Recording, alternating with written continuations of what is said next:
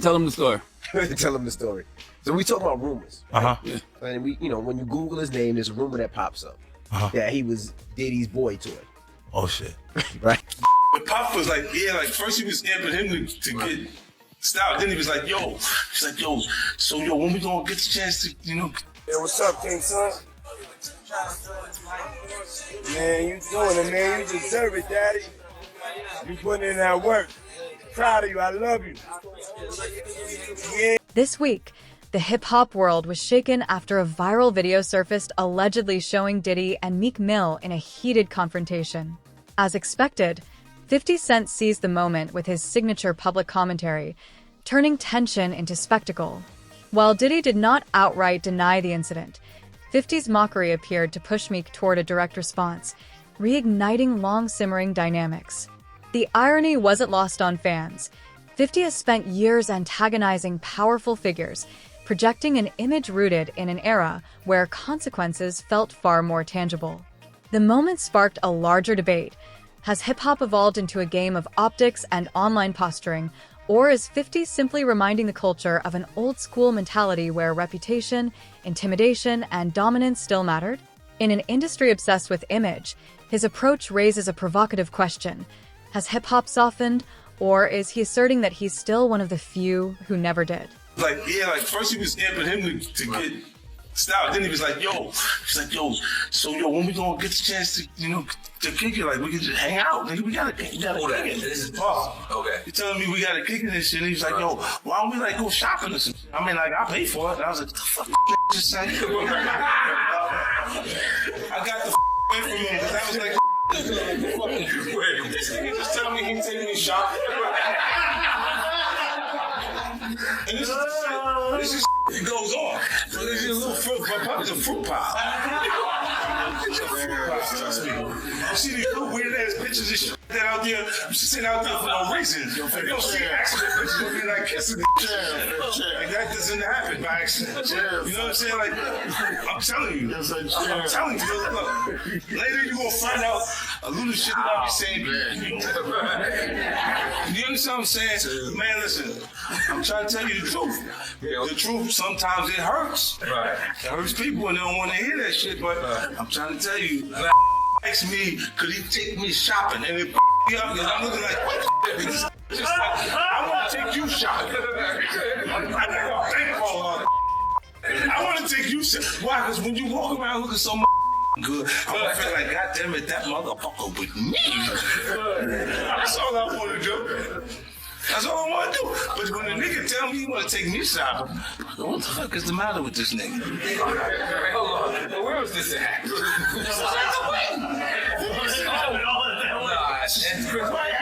I'm beefing with Steve Style. Well, I've been telling you you're going to take me shopping.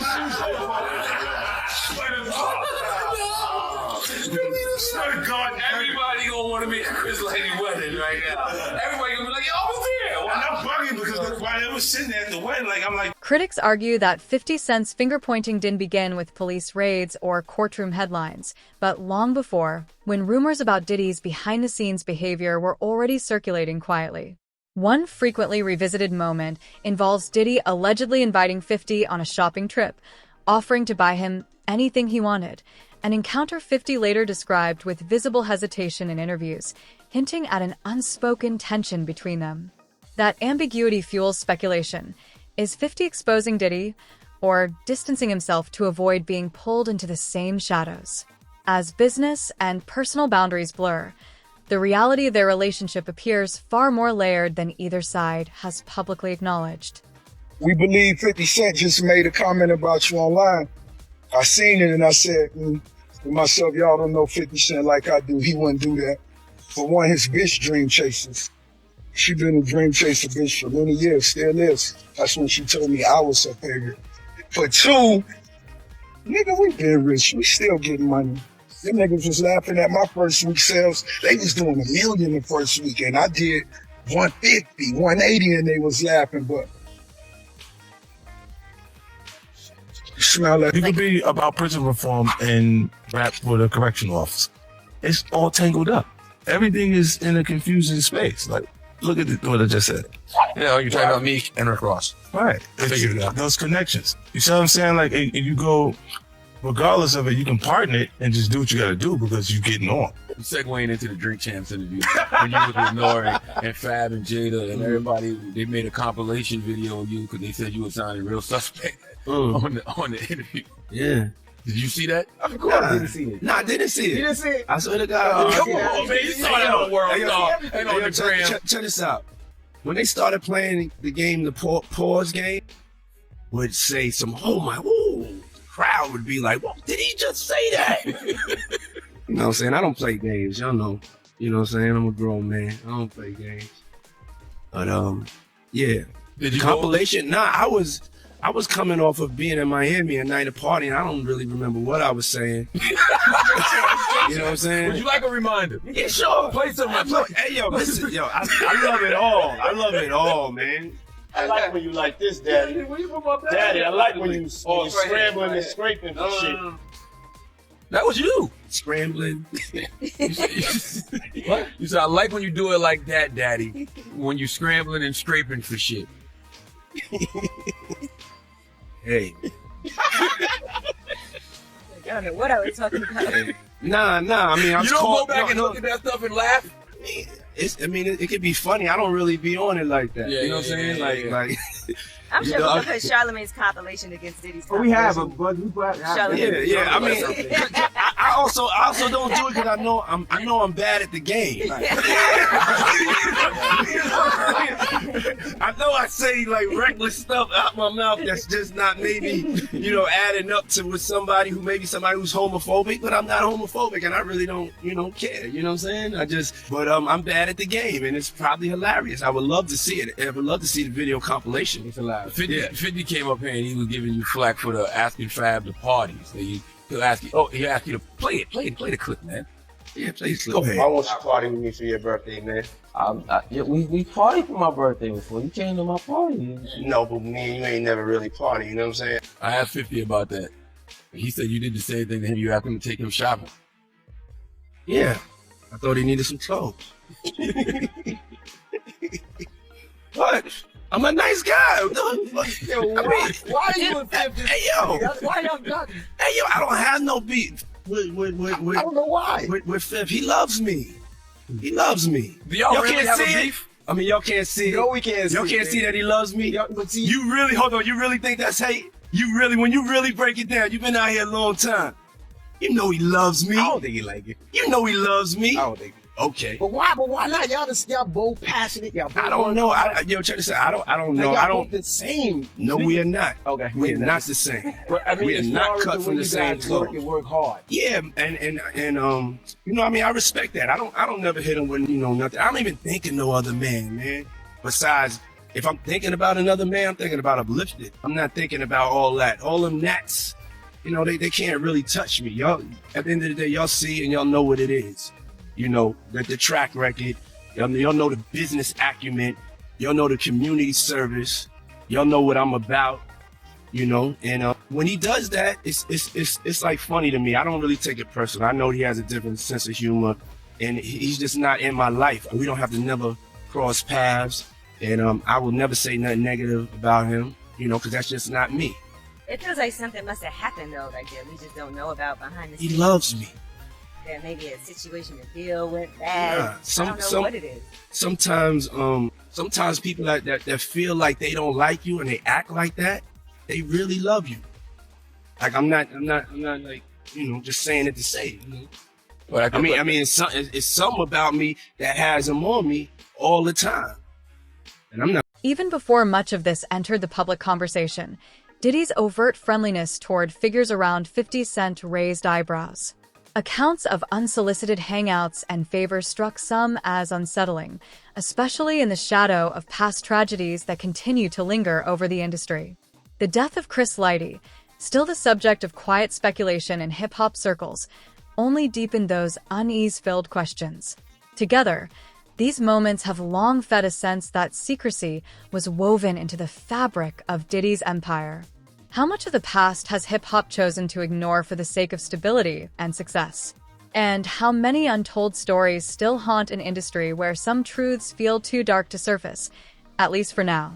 So he got thrown into there, and academics has been really going in on him a lot. So Meek Mill said, they were beefing. I ain't even watching that though. I need to go do my homework on that. but this is the crazy thing. Meek said he was like, "Yo, I'm gonna pull up and I'm gonna pee on your fort. What's your address?" And the academics like, "All right, we gonna stop this bullying." He's like, "You know what? Let's get into the ring then." Because there was one dude, he was a promoter, I think on the East Coast. He said he'll give $1 million to the winner, but he said, "Nah, I'm gonna go over to Aiden Raw." One of the academics said, he said, "He gonna give me $1 million just to fight." He said, I need that money." So what do you think about Meek today? I'm gonna come up piss on your step. I need your address. Yeah, shit. I ain't gonna lie. You gonna do what? Shit was weird. Come on, Meek. Like, damn, Meek, bro. Meek, bro. Meek, sit down, bro. Come on. You take a seat right here. Let me talk to you, bro. You embarrassing me, bro. Flag. Let me sit down and let me talk to you. You man right here, bro. What is you doing, bro? Alright, you embarrassing me, bro. Been bumping with you since about 2012, 11. Definitely one of the greats out of Pennsylvania. Definitely the GOAT out of Philadelphia. What are you doing with Diddy, bro? And don't lie to me. Don't lie to me, Meek. This shit, this messing my head up right now, bro. This messing my head up right now, bro. Cause I was with you, I was rocking with you with the nappy braid. You know what I'm saying? When you just used to be screaming, when you were just screaming all day, I was still banging. You know what I'm saying? I was still on the meat. So don't come out here and tell me, bro. Cause I don't want to believe it. I don't want to believe it. I'm on your side, bro. But you need to holler at your boy, man. You need to tell your boy what's up, bro. All this shit going on with Diddy. Man, I ain't gonna lie, this make me not even want to rap no more, bro. You gotta do all this to achieve new heights and rap level and stuff in the rap game. I don't even want to rap no more. I'll be cool sitting right here, man. Talking to the people on Pop House. Oh no. Chris J. Jackson said it's not true. And I hope it's not true. Because they're just saying they're involved in a sexual relationship. But that seems kind of, like, man, bro, I don't think so, bro. I don't know, bro. Meek real hood, like, bro. Meek real nigga, bro. It's crazy, but at the end of the day, you never know what. You never know. That's what I'm saying. That's why he gotta holler at me, Meek, bro. We gotta talk, bro. God, we need to hit me up, bro. You gotta chop it up with your boy, man. Keep it real with me. Hey, bro, keep it real with me, bro. You feel me? You know what I'm saying? You wanted him in my eyes, bro. You wanted him in my eyes, bro. I don't want to see you around Diddy no more, bro. Oh, nah, they posted, they said, nah, why they saying this a leak audio of Diddy and Meek Mill as just to shoot Diddy's clapping his cheeks to smithereens. People play it too, but like, here's something that Meek said, though. He said he wants to investigate the cyber attack against black leaders. Hold on, what's it called? Chris J. Jackson said play the audio he sent to the DM. I know that. All right, I'm gonna play it. It's kind of.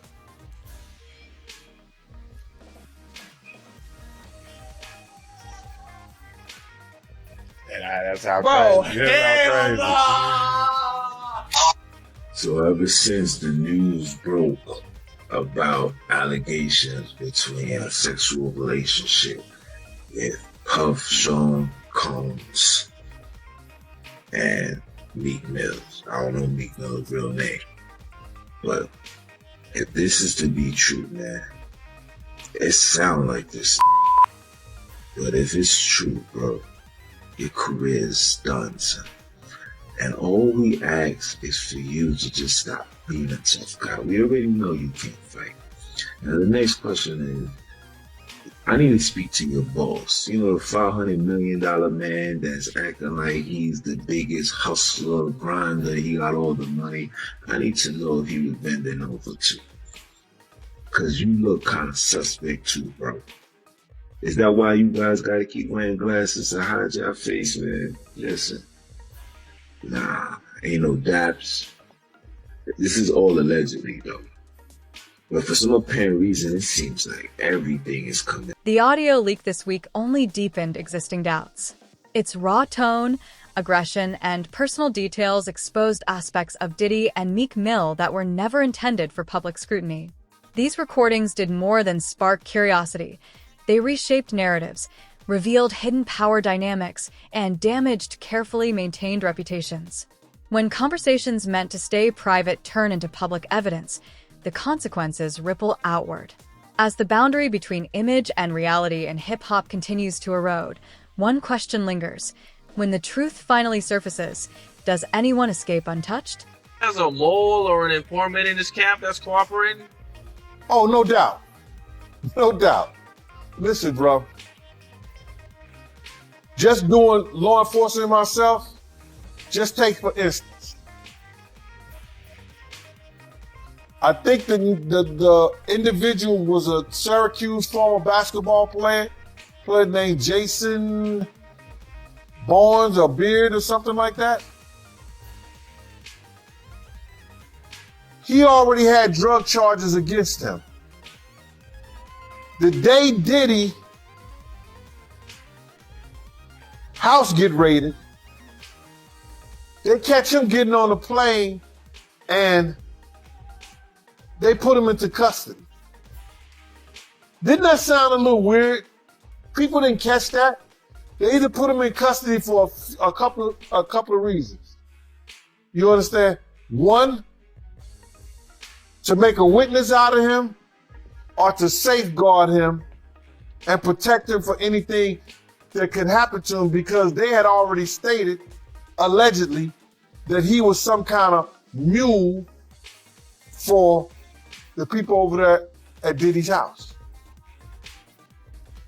So now, with that information, that he was already known by the government for drug charges, wouldn't that be an individual that you use? I'm gonna give you something different. And I'm gonna give you something else that people don't even think. On the other day, I seen on the video that Puff had ran into Justin Bieber. They met up. And he started tapping him as if he was searching him and see if he had some kind of device on. Did you see that? Yep. Check this out. What if the federal government have already talked to Justin Bieber? And Diddy did that on tape. That means in his mind, he think this person may be a witness. Right? Yep. What he had just done that is against the law? Nothing that we've seen. Tampering with a federal witness. If they have already talked to Justin Bieber prior to him doing that, he goes and look like he's searching him. It appears that he's asking Justin Bieber, you got a wire or something like that? Like, you're tampering with a federal witness. That's a charge right there that can land him in jail. Reckless. That was real reckless. Man, it's gonna be kind of crazy to see everything unfold, man. Well, if worse comes to worse, and Diddy has to do some time, how do you think he's gonna handle it?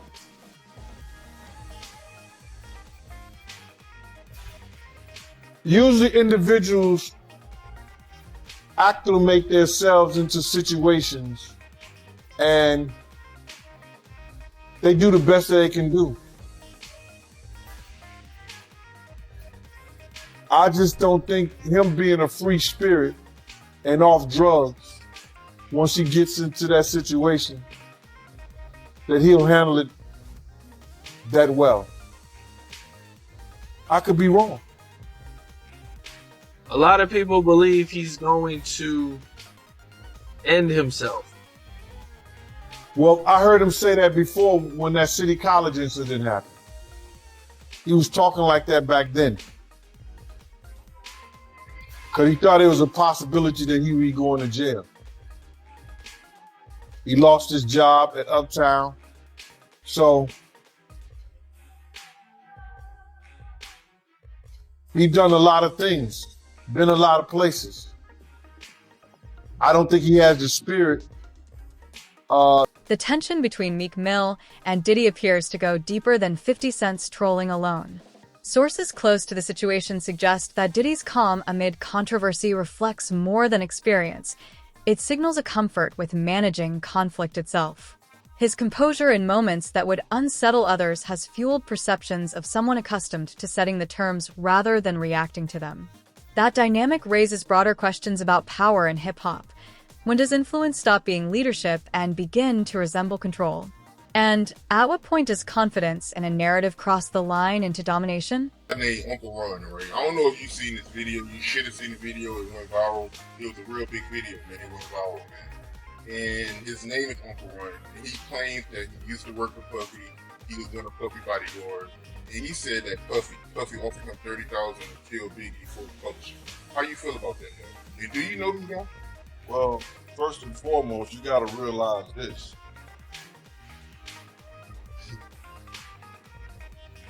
Anybody can come on this internet and say anything, right? And dude is getting a whole lot of attention because people even calling me, asking me about him. You know, and I don't know him from a can of paint.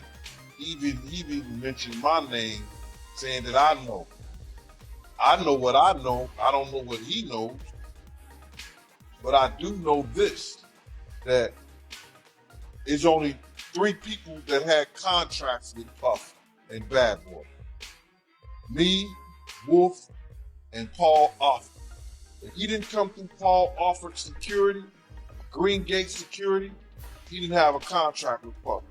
Anybody who worked for Puff, other than me and Wolf, came through Green Gate Security.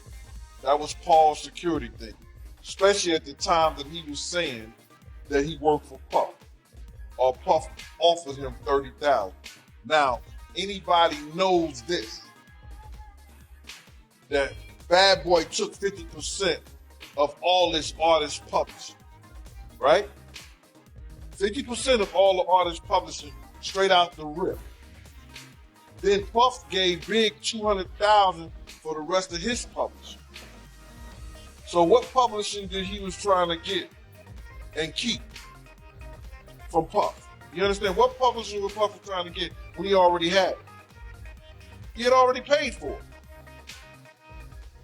What part of the catalog was he talking about? I don't understand that.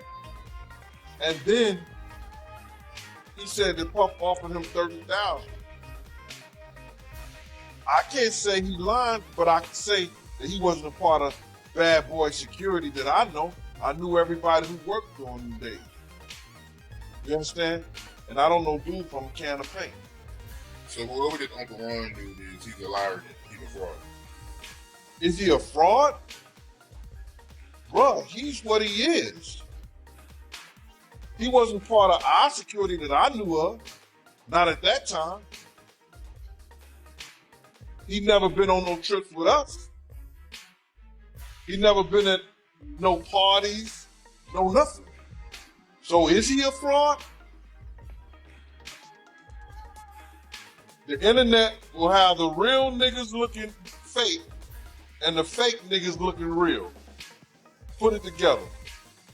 How could he want Biggie publishing when he already had it? That's where he fucked up at. That's where he fucked up at. How you want something that you already own? Yeah, you right. I know I am. That's where he up at.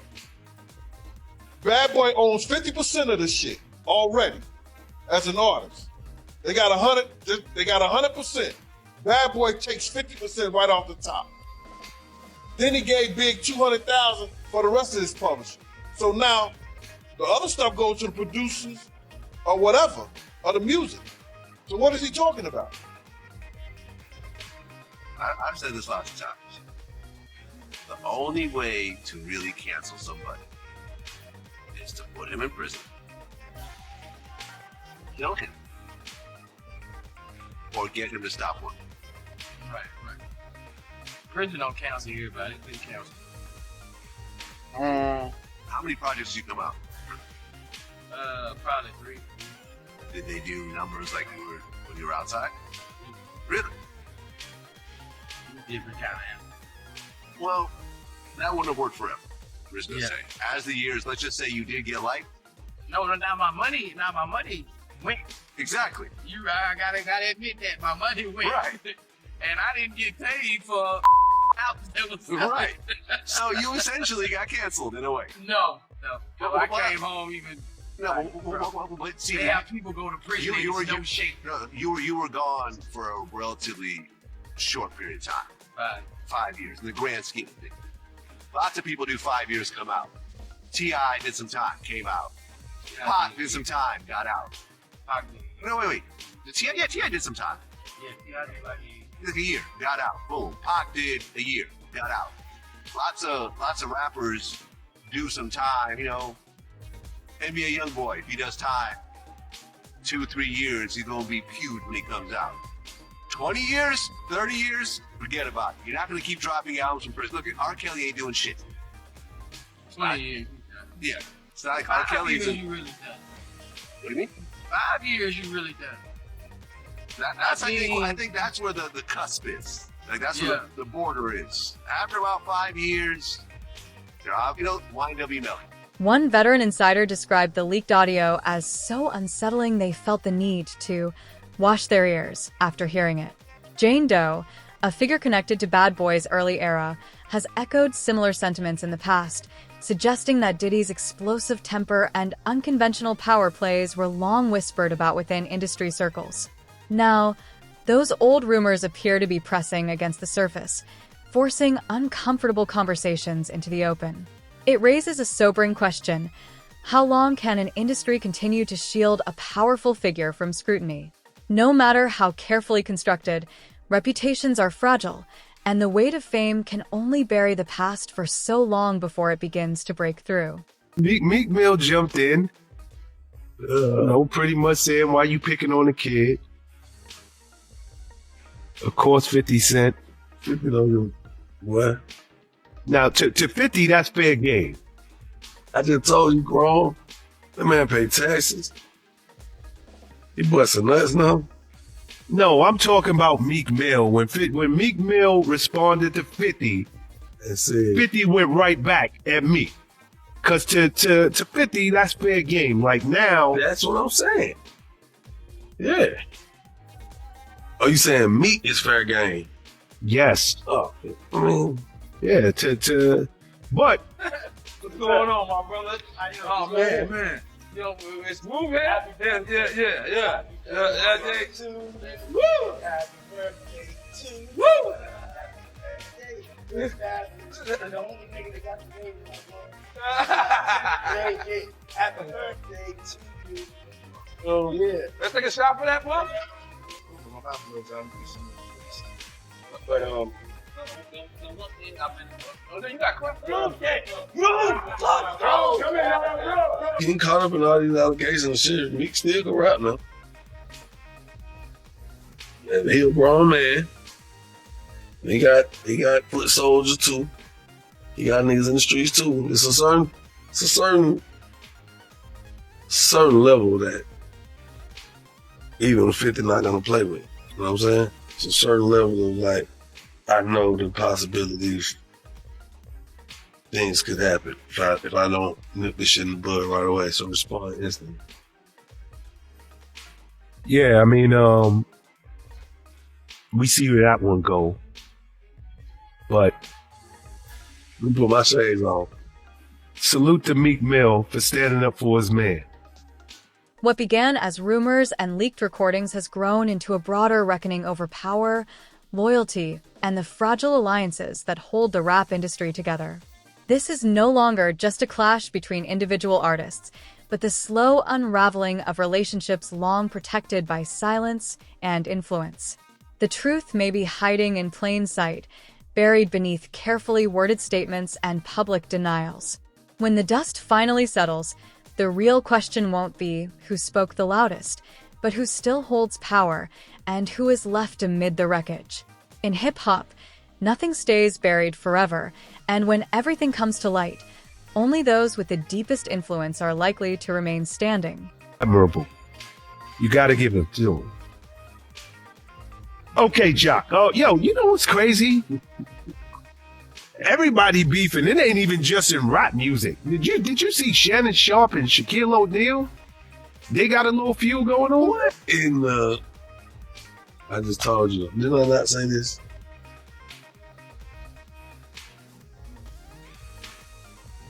Everybody gonna get involved.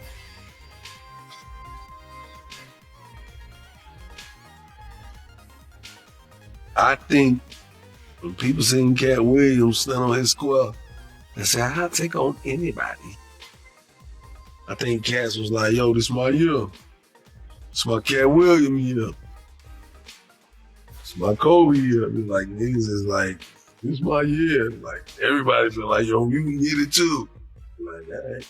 You know, I just think hip-hop has infiltrated every aspect of the culture, whether it is sports, any type of entertainment. You know, people forget Shaq come from this lifestyle. Shaq actually sold a gold record.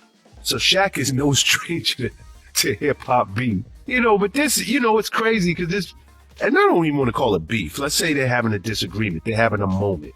Their little feud started when Shannon called Shaq out for disagreeing with who should be the NBA MVP this year.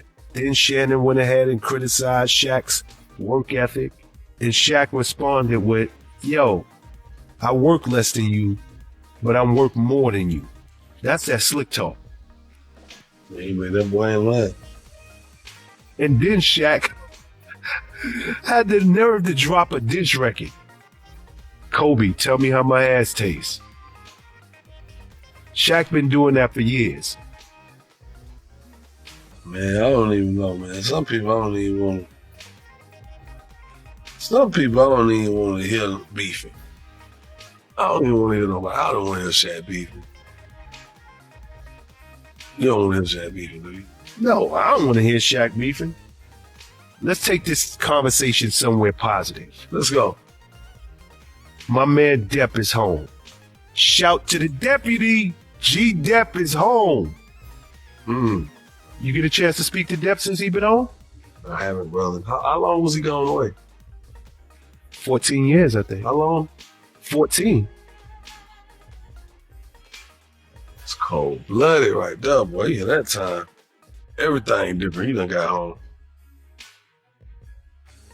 Yo, you know something? Were you at the label when Depp was there? So when you were signed to Bad Boy, Depp had already come and gone? Yeah. Did you ever meet Depp? I feel like we did. Yo, that's crazy. Like he was done, and I met him like somewhere, just like a few times here or something like that.